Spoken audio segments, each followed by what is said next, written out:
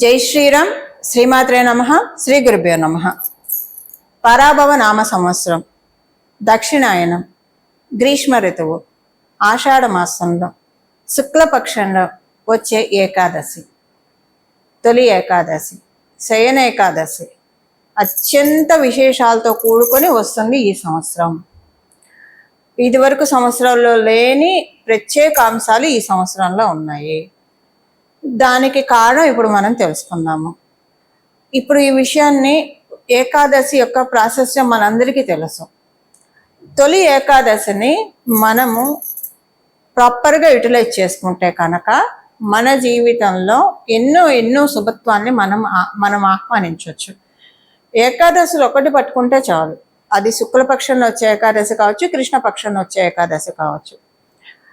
ఉపవాసం చేయగలిగిన వాళ్ళు ఉపవాసం చేస్తారు. ఎంత కష్టమైనా ఉపవాసం చేయని మనం కలియుగంలో ఉన్నాం. సో గ్యాస్ట్రిక్ ట్రబుల్స్ ఇవన్నీ ఉన్నాయి. భగవన్ నామ స్మరణ చేసుకున్నా సరిపోతున్నాయి. ఇప్పుడు నేను ఒక చాలా ఇంట్రెస్టింగ్ అంశం చెప్పబోతున్నాను అందరికీ కూడా. అదేంటంటే, గురు భగవానుడు దేవగురువైన బృహస్పతి కర్కాటక రాశిలో ఉన్నప్పుడు వచ్చిన ఈ ఏకాదశి. ఇంకొకటి ఏంటంటే, దేవగురువు అసురు గురువు ఇద్దరు కూడా ద్విదాదశాల్లో ఉన్నారు. ఎక్కడ ఉన్నారు? ఒకళ్ళేమో కర్కాటక రాశి, ఇంకొకళ్ళు సింహరాశిలో ఉన్నారు. ఈ రోజు అంటే 20, అందరికి అర్థమయ్యేలా రోజు చెప్పాలంటే, డేట్ ప్రకారం చెప్పాలంటే, అంటే చాలా మందికి పంచాంగ అవగాహన ఉన్న వాళ్ళకి ఇది అర్థమవుతుంది, అందరికీ ఉండదు కాబట్టి 25 జూలై 2026లో చెప్తున్నాను. ఆ రోజు గురు భగవానుడు కర్కాటక రాశిలో, శుక్రాచార్యులు వారు సింహరాశిలో ఉన్నారు. వీళ్ళిద్దరూ ఒకళ్ళు ద్విదాదశాల్లో ఉన్నారు. అదొక పాయింట్. సెకండ్ పాయింట్ ఏంటి?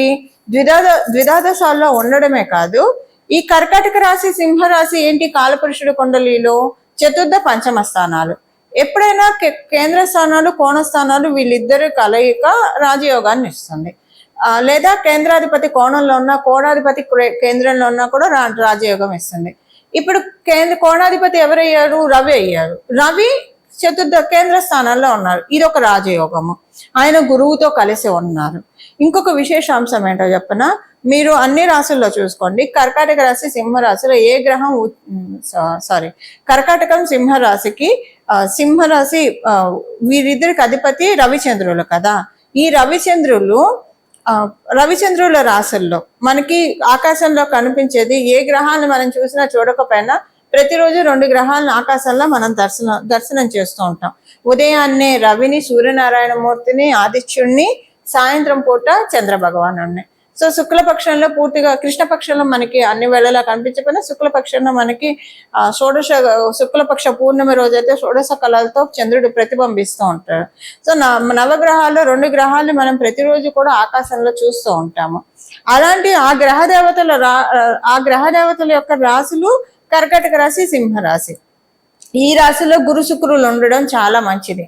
ఈ గురు శుక్రులు ఉండడం వల్ల, అందులో ఇంకొకటి, మీరు సింహరాశిలో ఏ గ్రహం ఉచ్చ స్థానం తీసుకోదు, ఏ గ్రహం నీచ స్థానం తీసుకోదు. ఆ సింహరాశికి ఒక ఎక్సెప్షన్.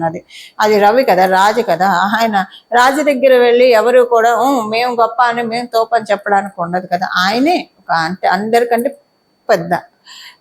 అందుకని ఆయన ఇప్పుడు ఎక్కడున్నాడు? రవి ఎక్కడున్నాడు? కర్కాటక రాశిలో ఉన్నాడు. ఆయన గురువుతో కలిసి ఉన్నాడు. చూడండి ఎంత మంచి కాంబినేషన్ పడిందో ఈసారి మనకి. ఏకాదశే విశేషం అనుకుంటే, దైవ కృపతోటి, వాసుదేవుడి కృపతోటి, జగన్నాథుడి కృపతోటి ఇది ఇంకా విశేషాంశం అవుతూ ఉంది మనందరికీ కూడా. దేవగురువైన బృహస్పతి కర్కాటక రాశిలో ఉండడం, దైత్య గురువైన శుక్రాచార్యులు సింహరాశిలో ఉండడం, రవిచంద్రుల రాశులు అవ్వడం, అది మనం ప్రతిరోజు ఆకాశంలో చూడగలగడం. రవిచంద్రులు ఎవరు? జగన్మాత కళ్ళు. రవిచంద్రులు ఎవరు? మనకి పరమశివుడి యొక్క 2 కళ్ళు, 3వ నేత్రం అగ్ని నేత్రం, సూర్య శశాంక వహ్ని నాయనం అని చెప్తాం కదా. అలాంటి ప్రత్యేక గ్రహస్థితి ఇప్పుడు మనకి గోచారంలో చోటు చేసుకుంది. ఇంకొక విశేషాంశం ఏంటంటే, చంద్రుడు నీచలో ఉన్నాడు, వృశ్చిక రాశిలో ఉన్నాడు. జ్యేష్ఠ నక్షత్రం ఆ రోజు పూర్తిగా ఉంది. చంద్రుడు నీచ రాశి, వృశ్చిక రాశి ఆయనకి నీచ.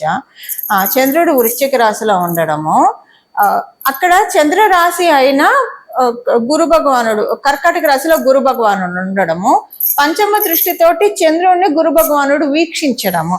గురు భగవానుడు ఎక్కడ చూస్తే అక్కడ జీవం పోస్తాడు. ఆయన ఎక్కడుంటే అక్కడ జీవం పోస్తాడు. ఆయన వీక్షిస్తూ చంద్రుడికి బలాన్ని ఇస్తున్నాడు. ఇప్పుడు ఈ డిస్పోజిటర్ గురు భగవానుడి డిస్పోజిటర్ చంద్రుడు నీచ ఉన్నాడు అంటే ఇక్కడ నీచ భంగ రాజయోగం. చూడండి ఎన్ని ప్రత్యేక అంశాలు ఉన్నాయంటే ఈ ఏకాదశికి. ద్వాదశ రాశుల వాళ్ళు, ద్వాదశ లగ్నాల వాళ్ళు దీన్ని వినియోగించుకోవాలి. దీనికి ఏంటంటే ఆయన నీచబడి ఉన్నాడు, ఈయన ఉచ్చలో ఉన్నాడు కాబట్టి ఇక్కడ క్యాన్సిలేషన్ అయిపోయింది. నీచ అనేది చంద్రుడికి క్యాన్సిలేషన్ అయిపోయింది. నీచ భంగ రాజయోగం. గురు భగవానుడు ఉచ్చ స్థితి. రవి కూడా గురు భగవానుడి తోటి కలిసి ఉండడు, ఎందుకంటే సింహరాశి అధిపతి. మళ్ళీ ఈ 2 రాశుల్లో గురు శుక్రులు. అసలు ఇలాంటి కాంబో మనం చూస్తామో లేదో కూడా తెలియదు. అంటే చూస్తామో లేదో అంటే నెక్స్ట్ ఇయర్ మళ్ళీ 12 సంవత్సరాల తర్వాతే మనకి ఇలాంటిది ఉంటుంది. ఈ 12 సంవత్సరాల దాకా మనం ఇది చూడలేము. ఇది మంచి కాంబినేషన్ అండి. ఎంత బాగుందంటే అందరూ ఇప్పుడు కాలగమనంలో శనేశ్వరుడు కూడా మీనరాశిలో ఉన్నారు. సో ఇదంతా ఏంటంటే మంచి కాంబినేషన్. మన జాతకంలో ఉన్న యోగాల్ని ఇప్పుడు గురు శుక్రులు ఇద్దరు బాగా ఉంటాయి. ఎవరి జాతకంలో అయినా సరే వాళ్ళకి లైఫ్ చాలా బాగా ఉంటుంది. గురు శుక్రులు అంటే అందరికి అర్థమయ్యే భాషలో చెప్పాలంటే ఒక ఎగ్జాంపుల్గా తల్లిదండ్రులు. ఎవరికైనా తల్లిదండ్రులు ఉండి అది కూడా బాగా స్థితిమంతులైన తల్లిదండ్రులు కడుపులో పిల్లలు పుడితే ఇంకా వాళ్ళకి ఒక ఏమంటారు సిల్వర్ స్పూన్తో పుట్టారు, గోల్డెన్ స్పూన్తో పుట్టారు అలా చెప్తూ ఉంటారు కదా. అలా ఉంటుంది లైఫ్ అంతా కేక్ వాకుగా ఉంటుంది. తల్లి ఏమో పోషణ చేస్తుంది, అన్ని చూస్తుంది, తండ్రి అన్ని సమకూర్చి పెడతాడు, అంత ప్యాంపరింగ్ చేసే తల్లిదండ్రులు ఉండి ఇంకా ఆ జీవితం, ఆ బిడ్డడి జీవితం ఎంత చక్కగా ఉంటుంది, హాయిగా వెళ్ళిపోతుంది కదా ప్రశాంతంగా.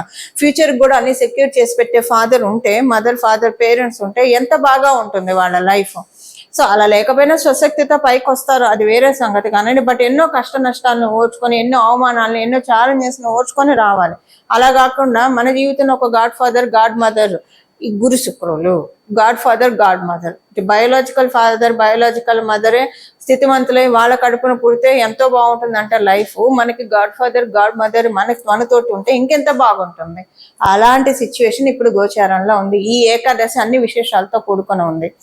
ఇవన్నీ కూడా ఎలా తెలుస్తాయి చెప్పండి? మాలాంటి జ్యోతిష పండితులు ఇవన్నీ కూడా రీసెర్చ్ చేసి ఎక్స్ట్రాక్ట్ చేసి అందరికి అందించి, దానికి అసలు ఇప్పుడు ఇలా ఉంటే మటుకు తీసుకోవాలంటే మీ జన్మ జాతకం బాగా ఉంటే తీసుకుంటారు, కానీ అది కూడా కొంత పర్టికులర్ పీరియడ్ ఆఫ్ టైం వరకే కదా. ఇప్పుడు దీన్ని మనము 3 నుంచి 5 సంవత్సరాలు ఉంచుకోవచ్చు, సస్టైన్ చేసుకోవచ్చు, రెన్యూ చేసుకోవాలి. మనకున్న యోగాన్ని రెన్యూ చేసుకోవాలంటే ఏం చేయాలి? ఇప్పుడు పాస్పోర్ట్ ఉంది, ఒక 10 సంవత్సరాల వ్యాలిడిటీ ఉంటుంది, తర్వాత అది రెన్యూ చేసుకుంటేనే మనకు వస్తుంది. So time to time renew చేసుకోవాలి కదా. అలాగా మనకి ఉండే యోగాలు గోచారంలో వచ్చే గోచారం. అందుకే మనకి మన జన్మజాతకం సరి లేకపోయినా గోచారంలో వచ్చేదాన్ని మన జన్మజాతకం బాగోలేదన్న విషయాన్ని ఓవర్లాప్ చేయాలి. ఆ ఓవర్లాప్ చేసే అంశాలే జ్యోతిష పండితులు చెప్పేది, అందరికీ కూడా చెప్పేది. మాలాంటి వాళ్ళందరం కూడా రీసెర్చ్ చేసి చెప్పే విషయాలే ఇది. ఎంతో ఎప్పుడు ఇదే పనిలో ఉంటాం, ఒక తపస్సుగా చేస్తూ ఉంటారు జ్యోతిష పండితులు. ఎప్పుడు ఏది చూసినా కూడా, ఏ సిచ్యువేషన్ చూసినా అది దీనికి అయింది, ఈ గ్రహాలు దీనివల్ల ఇలా రిలేట్ చేసుకుంటూనే ఉంటారు. మళ్ళీ ఇక్కడ కర్మదోషాలు కూడా వెళ్ళిపోతూ ఉంటాయి.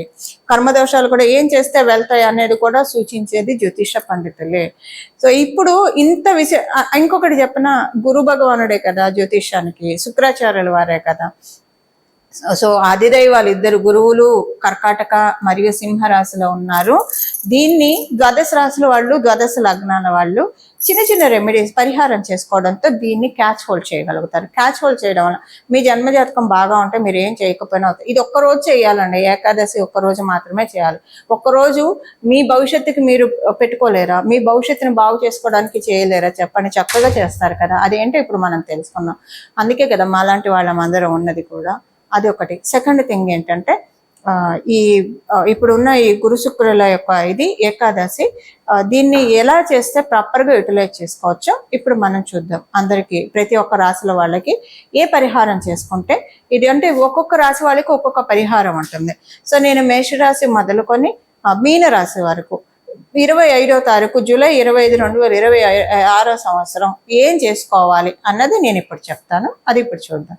చెప్పాను కదా, మాతాపితృల సమానం గురు శుక్రులు. మనకి కాలపురుషుడి కుండలిలో కూడా ధనుసు రాశి పితృస్థానం కదా, 9వ స్థానము పితృస్థానం అని చెప్తుంది.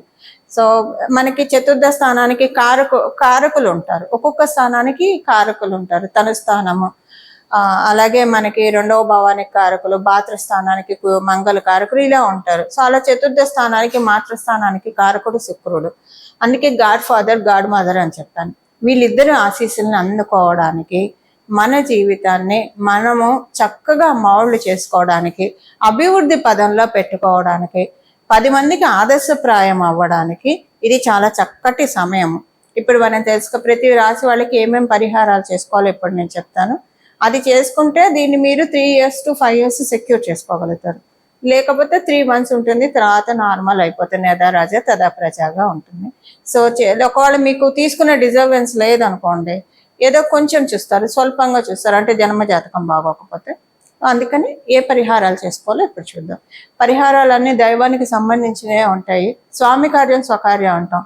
భగవంతుడిని మనం ఒక కోరికతో పిలిచినా, ఎలా పిలిచినా ఆయన మనకి అదృష్టాన్నే కలగజేస్తాడు. కాకపోతే నిష్కల్మషమైన హృదయంతో నిర్వికారంగా ఏ కోరికలు లేకుండా భగవంతుని ప్రార్థిస్తే ఇంకా మంచిది. ఒకవేళ మీరు అలాగా నాకు ఏ కోరిక లేదు, నాకు ఏది మంచిదైతే అదే ఇవ్వు అని అనుకుంటే, లేదా నేను నీకు మీద గ్రాటిట్యూడ్తో చేస్తున్నానని చెప్పి చేస్తే ఇంకా మంచిది.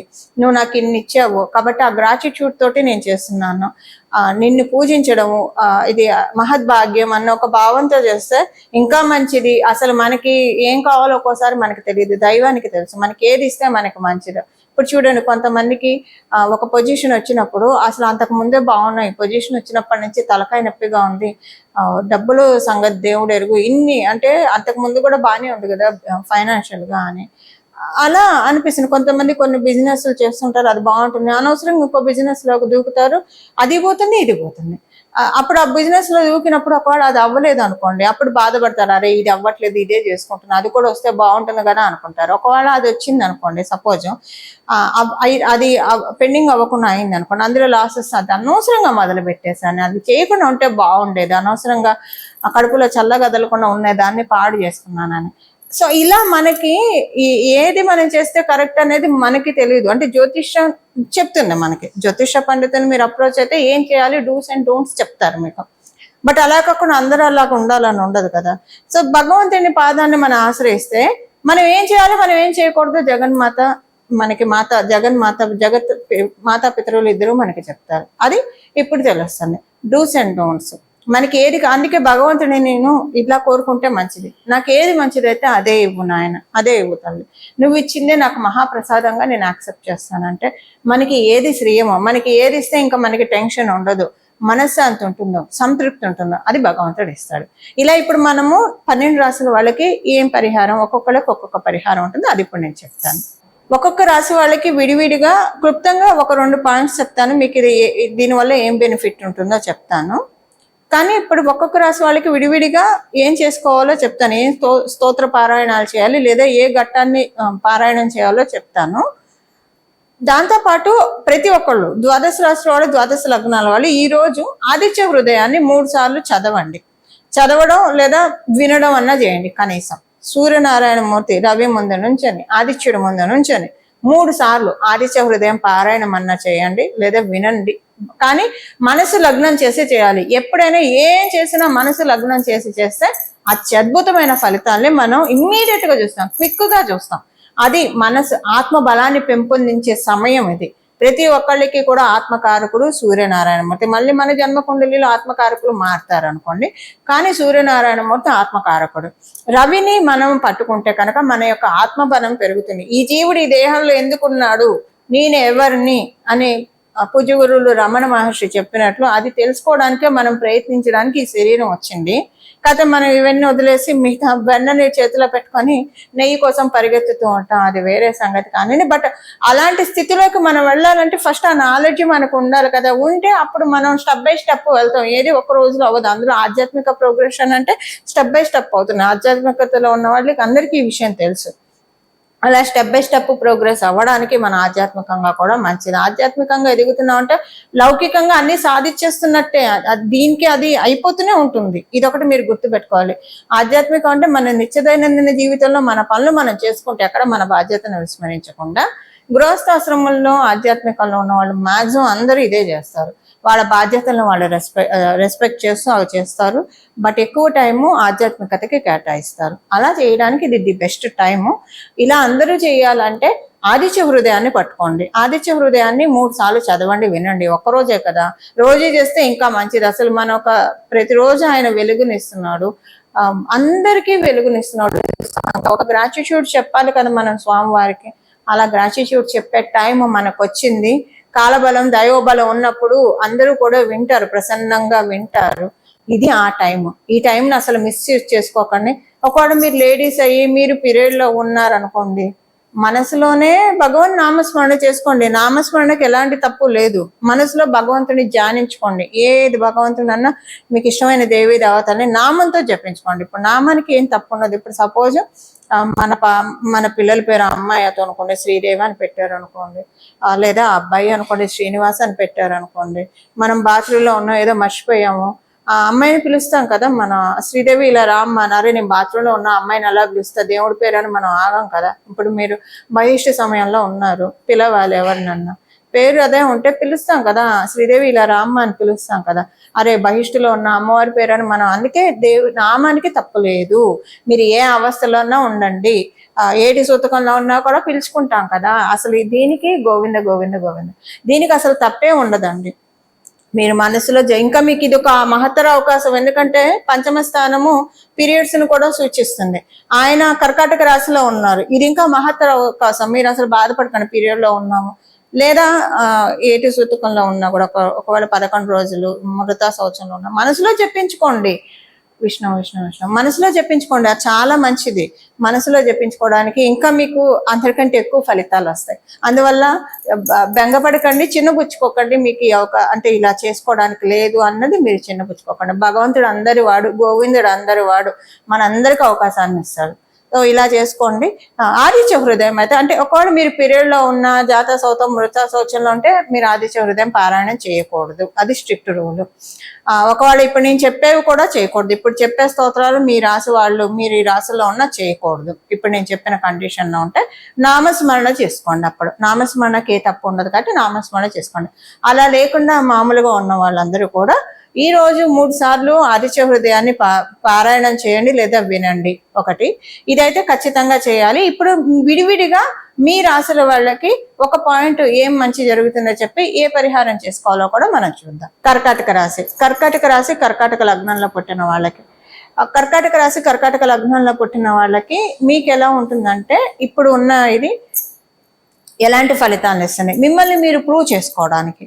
అలాగే మిమ్మల్ని మంచి నేమ్ అండ్ ఫేమ్ వస్తుందండి. సింపుల్ గా చెప్పాలంటే నేమ్ అండ్ ఫేమ్ వస్తుంది. అందరు గుడ్ బుక్స్ లో ఉంటారు. మీరు అందరికి కూడా రికగ్నైజేషన్ ఉంటుంది. ఇప్పుడు కొంతమంది బాధపడుతూ ఉంటారు ఏం చేసినా రికగ్నైజేషన్ లేదు అని, వృత్తిలో బాధపడుతుంటారు, కుటుంబంలో కూడానండి.